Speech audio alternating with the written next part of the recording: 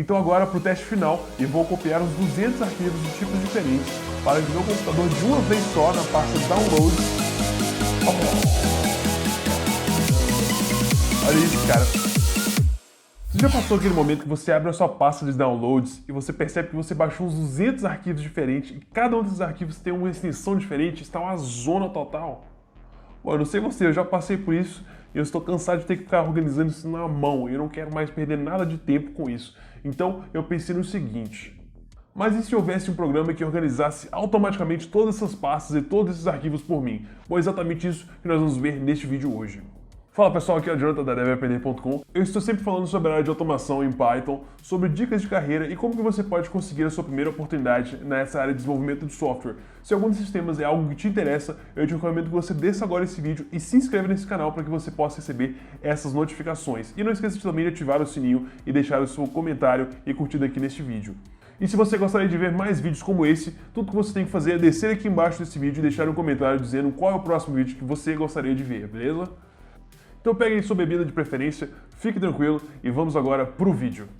Eu tenho certeza que você também já fez isso, né? Você vai navegando pela internet, baixa um arquivo e talvez você use aquele arquivo naquela hora e você esquece dele. Aí você vai para outro site, baixa uma música, baixa um vídeo e depois você vai estudar e você precisa trabalhar com alguns documentos, uns PDFs, uns arquivos Word, umas planilhas Excel e quando você percebe, você baixou um monte de arquivos na sua pasta de downloads e quando você abre ali para procurar alguma coisa, você nem sabe mais por que tem tanto arquivo ali e por que você tem tantos arquivos diferentes e você nem sabe mais de onde veio, você fica totalmente perdido naquela bagunça ali que você se encontra.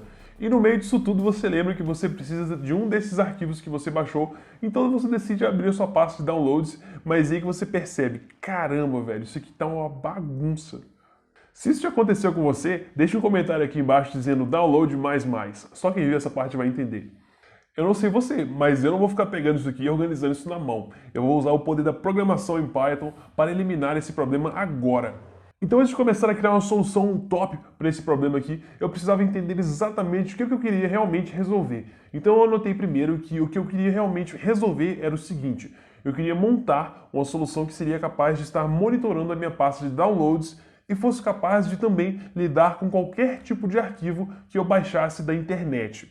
Mais especificamente, eu queria que ele identificasse automaticamente o tipo de arquivo que estava sendo baixado e movesse esse arquivo para uma pasta própria daquele arquivo. Ou seja, se eu baixasse um arquivo de música, ele teria que primeiro identificar que esse arquivo é um arquivo do tipo música, ele teria que verificar se já há uma pasta para os arquivos de música. Caso não existisse uma pasta para os arquivos do tipo música, ele teria que criar uma pasta e depois mover esse arquivo que eu acabei de fazer o download para dentro dessa pasta, certo? Isso porque até criar pastas é um trabalho a mais e eu não vou fazer isso, sendo que eu posso também já criar uma solução que já integre isso com o processo inteiro. Mas isso não é tudo, né? Não adianta nada eu criar um programa, uma solução legal, mas infelizmente tem que ficar rodando ela manualmente sempre que eu ligar o meu computador. Então teria que ficar me lembrando de ligar aquela solução, rodar aquele programa a cada vez que eu ligo o meu computador. E eu não vou fazer isso, então o que eu pensei é que eu teria que descobrir como que eu poderia tornar aquele executável, aquele programa, em um serviço para que ele pudesse rodar como background no Windows ou alguma coisa do tipo assim. Então esse foi um dos outros desafios que eu me propus a resolver com esse projeto. Então agora, com o problema propriamente descrito, eu estava pronto para começar a codar loucamente. Eu sabia da existência da biblioteca Watchdog e que ela poderia servir como um serviço de monitoramento de mudanças em pastas e diretórios. Ou seja, se algum arquivo for criado na pasta, como é o caso quando você faz um download, e assim eu já poderia saber, né, eu poderia ter uma maneira de ser notificado quando um novo arquivo for criado na minha pasta. Mas eu não fazia ideia de como que eu poderia fazer isso se tornar um serviço depois. Então eu criei um arquivo e comecei a integrar o meu código com o código do Watchdog para que eu pudesse fazer um monitoramento ali da pasta de downloads. E tudo que eu tive que fazer é apontar o Watchdog para rodar dentro do diretório, né, da pasta correta, e depois sobrescrever os métodos originais de notificação dele, porque os métodos originais eles só te avisam. E eu não preciso ser só avisado, eu preciso de fazer algo quando for feito, por exemplo, uma criação de um novo arquivo, que é o que acontece quando você faz um download. Então eu alterei o comportamento padrão da biblioteca para que ele pudesse estar ligando com essas operações de criar pastas, por exemplo. Só que eu me esbarrei num pequeno problema aqui. Na verdade foi mais um impasse comigo mesmo, porque eu tenho um problema, ou uma mania aí séria de ser meio perfeccionista e ser meio chato com tudo que eu faço. Então, quando eu comecei a criar esse método que ficava verificando qual foi o tipo do arquivo que foi baixado, eu percebi que ele estava ficando um bloco gigantesco ali, um código muito grande. Eu percebi que ia ficar totalmente inviável ter esse bloco de código gigante ali, repetido várias vezes ali no meu código principal. Então eu comecei a ouvir um sussurro assim na minha cabeça e comecei a pensar numa alternativa mais clean, mais organizada de fazer isso. Então foi aí que eu tive a ideia de usar a modularização para tentar resolver isso. Então foi aqui que eu decidi criar um módulo que lidaria unicamente com as responsabilidades de identificar os arquivos e também de criar as pastas caso necessário. Então, caso fosse necessário criar uma pasta para música, ele criaria e assim vai, assim por diante. Então eu dei o nome desse módulo de fileutilities.py. Então eu comecei a fazer alguns testes, eu coloquei alguns arquivos ali para ver se eles estavam movimentando, estavam criando as pastas e não estava gerando algum erro e tudo parecia estar funcionando ok. E até então, neste momento, eu já tinha gastado um bom tempo aqui para criar uma solução que me deixasse satisfeito. Mas como eu já disse, eu não queria ter que ficar executando esse script aqui toda vez que eu ligasse o meu computador de forma manual. Então eu decidi criar um serviço no Windows. Na verdade, não foi exatamente um serviço. Eu tentei encontrar uma forma ainda mais simples do que um serviço, uma forma mais simples possível que eu sei fazer, que é jogando jogar um executável dentro da pasta de inicialização do Windows, porque quando você joga ali dentro da pasta de inicialização, assim que o seu computador liga, ela chama todos os programas que estão ali dentro e bota eles para rodar. Só que para você ter um programa, você precisa de o quê no Windows? Um executável, pois é. Então eu precisava de um executável primeiro.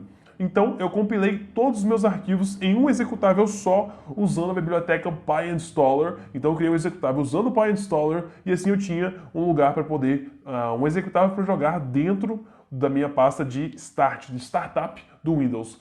Só que aqui eu estou falando de um executável bem específico, porque normalmente um executável você clica nele e ele abre uma tela, mas eu não quero tela, não quero que nada seja exibido, ele tem que ser no background, né, em segundo plano. Então o que eu fiz? Quando eu rodei o comando de criar o meu arquivo com o PyInstaller, eu coloquei a flag de No Console, né, para ele não exibir nenhum tipo de console, nada de tela, nada visual, para que ele simplesmente rode o executável e não apareça para mim. Assim parece que ele está rodando como um serviço de background, né, um segundo plano. Então, gente, aqui fica o segredinho para vocês que estão assistindo até aqui. Para você fazer que qualquer programa rode no seu Windows, assim que você abre o computador, basta você jogar um atalho dele. Você não joga o executável em si, você vai jogar o atalho. Então eu criei um atalho para esse executável que eu tinha criado, botão direito, criar atalho, peguei o atalho e coloquei o atalho dentro da pasta de startup do Windows.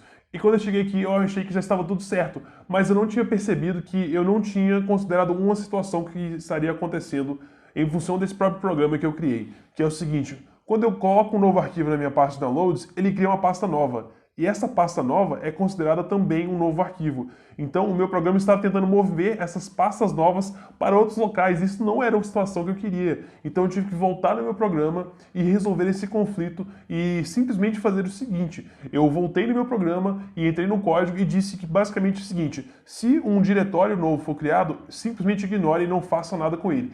Mas se um novo arquivo for criado, aplique toda a lógica que eu já criei aqui para mover isso para a pasta correta e criação de pasta, etc. mais o que for necessário. Então agora, para o teste final, eu vou reiniciar o meu computador e vou copiar os 200 arquivos de tipos diferentes para o meu computador de uma vez só na pasta Downloads, e o meu programa precisa conseguir continuar rodando e fazer a movimentação de cada um desses arquivos para a sua pasta respectiva sem travar, sem dar problema no computador e fazer tudo perfeitamente. Então vocês estão prontos para esse teste? Então agora para o teste final eu vou copiar os 200 arquivos de tipos diferentes para o meu computador de uma vez só na pasta Downloads.